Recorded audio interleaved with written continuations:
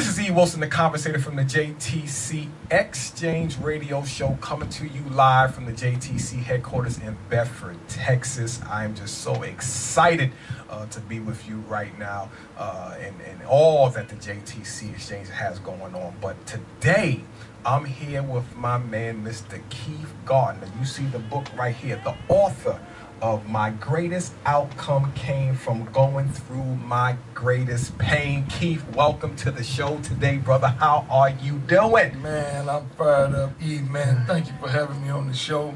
It's an honor and a privilege to be here with you, man. Yes, sir. Well, you know, I feel the same way. You know, we go a little ways back. You know, even though we didn't know names, we knew faces and we knew character. And it's just amazing to be here today to talk about your book, and let's start off right now, Keith. We know you are married to a beautiful wife and you have 2 children. So let's go ahead and what's your wife's name and your children's name, and we'll flow from there. My wife is Alicia Gardner, and my children, my son is Isaiah Gardner, and my daughter is Destiny. He was going with the Destiny because that's what her name means. Oh, Destiny. yeah. Oh yeah. Oh yeah. All right, Keith. All right. So let's get into it, and Keith. Then, what caused you to write this book? My Greatest Outcome Came From Going Through My Greatest Pain. Oh my God. I wanted to reach people that were hurting at any magnitude of life. I did not write this book one-dimensional. It doesn't matter if you're married or contemplating marriage.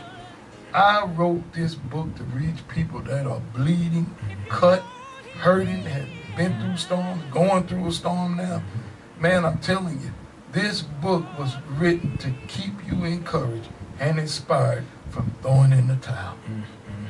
Well, you said it right there, Keith. There's a lot of people who are bleeding, cut, bleeding profusely, from whether it's relationship oriented, whether it's family oriented, whether it's organizational oriented, and the problem is that when we're bleeding, usually a lot of times we don't know, or we don't go to a place where we can get healed up. Let's talk about what happened. You married, I believe you said around 5 years at that time. 4 years. 4 years. Your beautiful wife, Alicia, and so what happened? From what you're telling me, with investments, you had a lot going on, buildings, and you and the wife, 4 years. I mean, y'all really was just getting rolling, just getting warmed up. Come on, in this thing called marriage, because sometimes it takes a little while to get lubricated and figure out each other's flow. At least for that season, what happened? Man, E, we were, I say, at the prime of our life. Man, we were doing relatively well. My wife was a realtor, had her own business. I was working a job, making $100,000 plus a year, had a nice home, driving luxury Mercedes-Benz S500. Thought I had it going on. But man, I'm telling you, you never know when you can get a phone call that will change your life forever.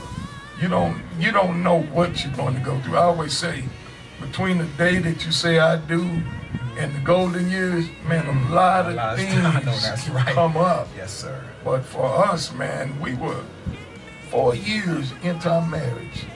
And I thought, boy, that was strange, man. We were doing well, And, man, July the 11th of 2007, man, my wife got up, normal day, and man, I tell you, she had 2 aneurysms bursted in her brain. They were bleeding profusely, man. Had the 2 aneurysms, had a massive stroke, and in the midst of all of that, man, she was 2 weeks pregnant with our second child. Now, he just said, throw in the towel. I think we said earlier. That's enough right there for anybody in their right mind. Yes, yeah. In their right mind. You're right. To throw in the towel, and there was no warnings. No warnings. This was one of those unexpected, out of the blue. You wake up one way in the morning, and at that time at night, you're faced with total different circumstances that you have faced. So now let's continue on. So at that moment now, at the hospital, you get the report. What's kind of going on now? Man, it was just unbelievable because I was so challenged to see that my wife would pull through. Then I had a team of doctors. She had so many doctors for everything she was going through. Internal medicine doctor, OBGYN, neurologist, the brain specialist. And 3 of those doctors against me, telling me it was no way that my wife could carry this child for 9 months. They said on 3 different occasions, termination is necessary. And E, can I be honest? Yes, sir. Man, for anybody that's watching, that hears me under the sound of my voice, it looked like the best thing to do was to terminate that child. But sometimes when your back is up against the wall and the odds are stacked against you, you have to let faith really kick in. That's right. And man, it was hard to let faith kick in at that time because, man, I talk about putting your faith up against the facts. Facts are proven. Facts you can see. I talk about putting your faith up against the facts. Fact was my wife was pregnant. Fact was she had the 2 aneurysms that bursted in the brain, massive stroke. Fact was she was left paralyzed. I put my faith up against those facts. And my daughter was in the womb. My wife was only 2 weeks pregnant with her. And I had to put my faith up against all of the facts that were presented to me. It wasn't easy. And I was telling you off air, so funny, because I have a message I want to preach. Will you allow your faith in God to allow your destiny to live? My daughter's name was Destiny, but that's not the destiny that I'm talking about for you. I know that's right. You have a destiny of your own. Will you have enough faith when the odds have been presented before you to let your destiny live? Whether it's not having enough money, we cannot get stifled by what we see. I know that's right. You can't see the outcome with your natural eyes. You have to look through the eyes of faith and the spiritual. Listen, faith in action, outnumbered, which is really a classic Bible example. Usually we were always outnumbered in the physical. Man, I think about Gideon. Come on now. The 32,000 down to 300, outnumbered. Yes, sir. But and yes, went out there and kicked some butt. To be in that situation, and usually when faith is in action, that's when you find out who else around you has some faith. Come on. Because it's not just the doctors sometimes that will cause you to agree with their facts, but sometimes there's people around us that might even love us that can't see through the eyes of faith and the spirit to say, you know what? No, we're talk about the isolation of that moment. Because whether it's that situation, as you was telling the people, whether you're believing in finances or you're believing for a spouse, you believe for a house, a business, you go. I call this the incubation process, where you are all by yourself. That's why sometimes when we get married, it really doesn't work, because we think the marriage is going to cover the isolation. No, you're going to come in times in your life where you see something and nobody else can see it but you. Talk about that isolation booth that you was in, and just what did it feel like, because nobody was seeing what you were seeing. A lot of times when God is getting ready to do something, I'm so glad you asked that, because let me take you back before my wife got sick. God will sometimes put you in a position you look like a fool. Before my wife got sick, 2 months before my wife got sick, God asked me to do something that looked totally ridiculous. I thought I'd lost my mind. God instructed me.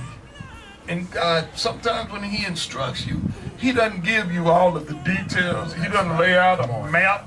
He doesn't give you a long, drawn-out plan for his future. God challenged me 2 months before my wife got sick to leave my job making $100,000 a year. And I told God, I gave God every reason why I wouldn't. Because I said, God, if I do, I'll lose everything. And God didn't even really answer me. He just told me, after a while of wrestling with making the decision, God told me, he said, if you don't leave this job, you're going to believe that the job has been your source. Oh, that's right. It was so hard to walk away from a job making $100,000 a year. My father, that's really the way that I got the job. My father worked there for 34 years. And people didn't understand after 4 years working here, why would you walk away from this? You know how many people would love to have a job making that kind of money? I had, my son was, he wasn't that old. He about 6 months old. And man, here I was. You try to go explain this to your wife. She thinking, okay, you done lost it. Who did I marry? But man, you talk about the isolation. Nobody understood.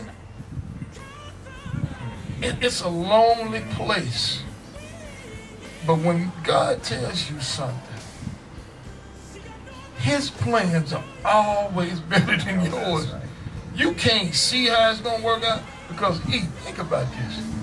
When I finally quit wrestling, God left the job, and 2 months later, my wife got sick. I told God, I said, I lost it. I know. I missed it. I missed it. I missed it. You know, Keith, the refreshing thing about this is that I'm seeing faith in action.